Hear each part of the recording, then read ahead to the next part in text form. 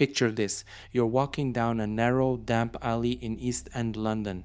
It's late, the air is thick with fog. The only light is from flickering gas lamps that make everything look more creepy than helpful. You hear a cart rolling by, a drunk guy shouting somewhere, but then you stumble on something terrifying. A woman's body, throat slashed, abdominal wounds so brutal they don't look real. And nobody, absolutely nobody, knows who's responsible. This isn't some Hollywood horror. This is Whitechapel, East End London in the year 1888. And if you think London nightlife is messy now, you should have seen it back then.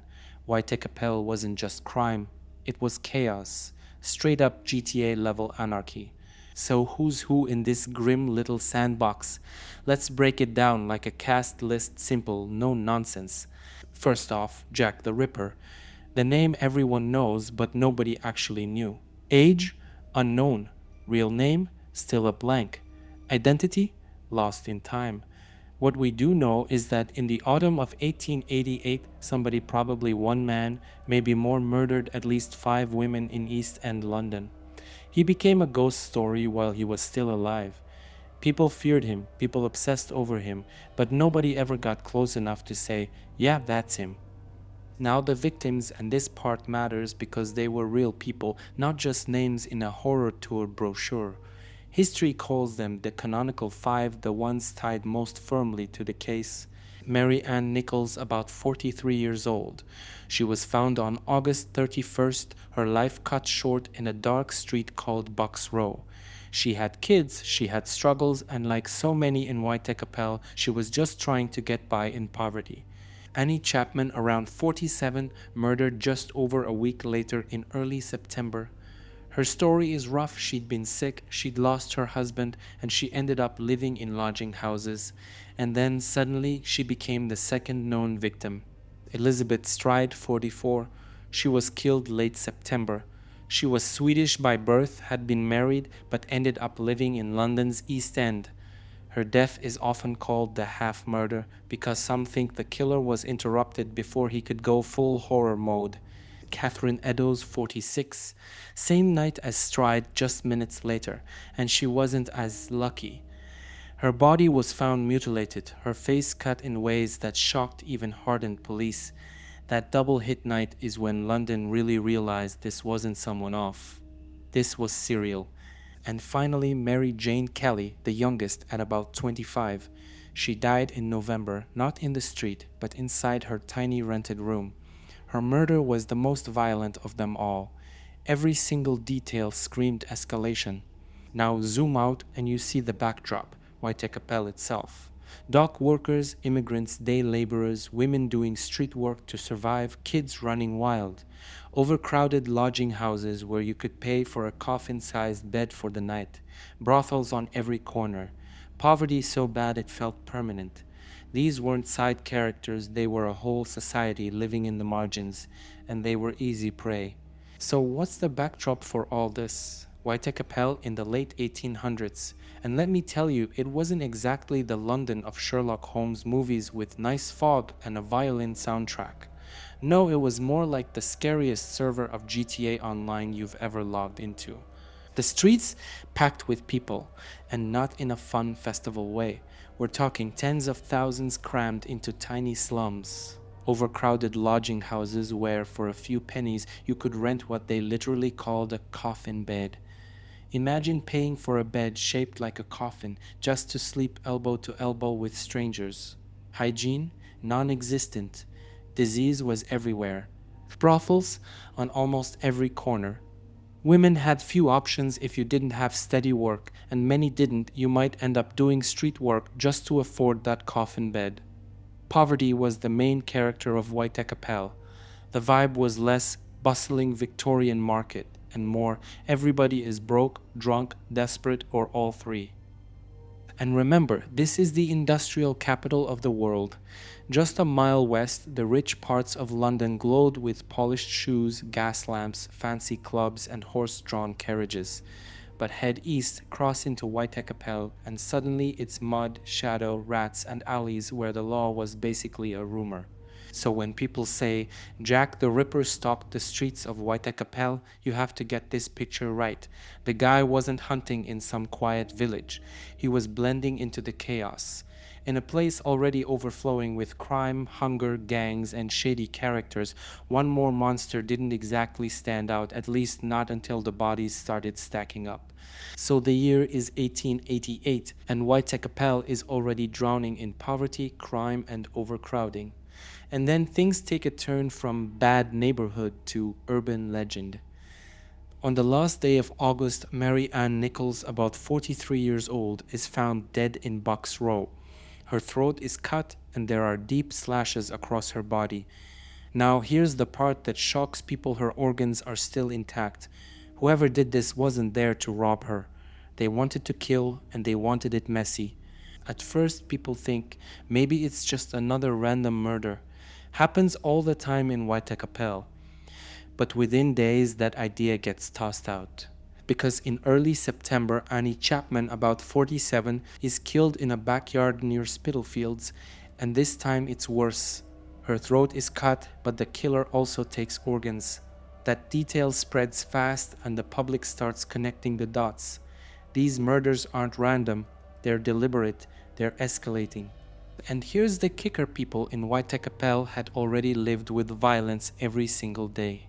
But this was new.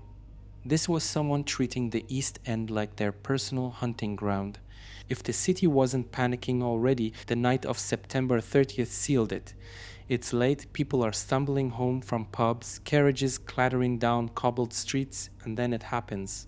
Not one murder, but two. First, there's Elizabeth Stride, 44 years old. She's found in Dutfield's yard with her throat cut. But here's the weird part. No organs are missing, no mutilation like the earlier cases. Some historians think the killer got interrupted. Maybe a passerby spooked him. Maybe he panicked. Either way, this one looks unfinished. But before anyone can even process that, the same night delivers another blow. Just under an hour later, Catherine Eddowes, 46 years old, is found in Mitre Square. And this time, there's no half measures. Her throat is cut, her face is slashed, her abdomen mutilated, and organs removed. This is full horror back on script. Two women, two murders, one night. The press calls it the double event, and Whitechapel loses what little sense of safety it had left. The idea of a shadowy killer isn't just rumor anymore. It's undeniable. And the police? Completely overwhelmed. London's tabloids explode with headlines. People crowd the streets looking for anyone suspicious. The Ripper is no longer a ghost story whispered in pubs. He's the city's top nightmare, playing out in real time.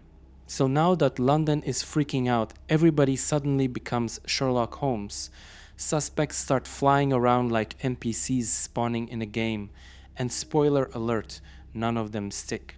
Some folks are convinced the killer must be a doctor or a surgeon. Why? Because the organs were removed with what looked like surgical precision. People thought, this has to be someone who knows anatomy. Which is both logical and also kinda insulting to every random butcher who just got side-eyed walking home with a knife roll. Then you've got Aaron Kosminski, a Polish immigrant, poor, struggling with mental illness. He worked as a barber. Years later, a DNA test on a shawl linked to one of the victims pointed in his direction. But the science? Controversial? Not airtight. It's more like maybe it was him or maybe not. To this day, historians argue about whether Kosminski was even close to the truth. And it doesn't stop there. Other suspects included wealthy men, royals, journalists. Basically anyone with a shadowy vibe or a weird backstory got thrown into the rumor mill. At one point, people even speculated the killer could be a woman, Jill the Ripper. That didn't last long, but it shows how desperate everyone was for an answer. And then there were the letters. Dozens of them pouring into police stations and newspapers, some written in red ink signed Jack the Ripper. The most famous? The Dear Boss letter and the From Hell letter. Were they really from the killer? Probably not. Many historians think they were hoaxes written by journalists looking to sell papers. Yep, even in 1888, media clickbait was alive and well. But here's the twist. The press loved the Ripper. They turned him into a headline machine. Fear sold newspapers, and Jack the Ripper became the first global tabloid star. The women who died, they got turned into footnotes. The killer became the brand. By November, London is living in constant fear. Every dark alley feels like a trap. Every shadow looks suspicious. And just when people think maybe, just maybe, the killings have slowed down, the Ripper drops his biggest horror yet. It's November 9th, 1888. Mary Jane Kelly, the youngest of the canonical five, only about 25 years old, is found dead inside her tiny rented room in Miller's Court. And unlike the others, this murder doesn't happen out on the street. It happens indoors, behind closed doors. That gives the killer time, and he uses every second of it. Her body is mutilated far beyond what the others had endured. Organs are removed, her face is left almost unrecognizable. Even hardened police officers who were used to seeing violent crime daily in Whitechapel walk out of that room shaken. It is, without exaggeration, one of the most brutal crime scenes in London's history. And here's the cruel irony, because Mary Jane Kelly lived indoors, not on the streets like many of the other victims. People thought she might be safer. Instead, her murder becomes the crescendo of the Ripper's spree. After this, the killings attributed to him suddenly stop. Just like that, he vanishes from history, leaving behind 5 women dead and a city haunted. For London, it's not closure, it's worse. Because when a killer disappears without capture, the fear never really ends. People keep asking, did he die? Did he move somewhere else? Or did he just decide the game was over? Now this is where the whole thing turns into a comedy of errors, except nobody's laughing. The London police had never seen anything like this before, and honestly they were way out of their depth. For starters, this is 1888. No DNA testing, no CCTV, no crime labs. Forensics basically meant staring at blood on a wall and saying, looks suspicious. Witness sketches were vague at best, some even contradicted each other. Imagine trying to solve a serial murder spree armed with little more than mustache descriptions. The police did try. Thousands of people were interviewed, hundreds of leads followed. They even investigated at least 76 local butchers and slaughterhouse workers, since those guys actually had knives sharp enough to do the damage. But every time they thought they had a lead, dead end. And the departments? A mess. You had the Metropolitan Police covering some parts of Whitechapel and the City of London Police covering others. Instead of working together, they clashed over territory like rival gangs. Evidence got lost, communication broke down, and the killer kept moving. There are even stories of crucial evidence being destroyed. In one case, part of a message scrawled on a wall near a crime scene was ordered to be washed off before it could be properly documented because higher-ups didn't want anti-Semitic riots breaking out. That might have been the only real clue they had, and it was scrubbed clean in minutes. So yeah, it's like playing GTA without the map, without the weapons, and with the cheat codes turned against you. The killer had free rein while the police were fumbling in the dark. Here's where it gets ironic. After all the bloodshed, after all the fear, Whitechapel doesn't fade into silence. It becomes famous. The killings stop, but the legend doesn't. People keep talking, newspapers keep printing, and suddenly Jack the Ripper isn't just a killer, he's a brand. Fast forward to today, and the same alleys where women were murdered are tourist attractions. Walking tours, souvenir mugs, authentic crime scene maps, you name it. Think about that. 130 years later, people are paying for guided tours to look at the spots where women were brutally killed. It's grim history turned into a commercial package. The victims, often reduced to names on a checklist. The killer, immortalized in myths, movies, and even Halloween costumes. And the irony runs even deeper. The Ripper case actually shaped modern policing and forensic studies, not because the police solved it, but because they didn't. Investigators realized, wow, maybe we should actually preserve evidence and work together across jurisdictions. A little late, but hey, lessons learned. So yeah, in the end, Jack the Ripper didn't just terrorize a neighborhood. He rebranded an entire corner of London forever. Whitechapel went from slum to legend, not because of its people, but because of one faceless killer who slipped away. Here's the part that lingers. People always ask, who was Jack the Ripper? Was it a doctor, a barber, some random guy who blended into the night?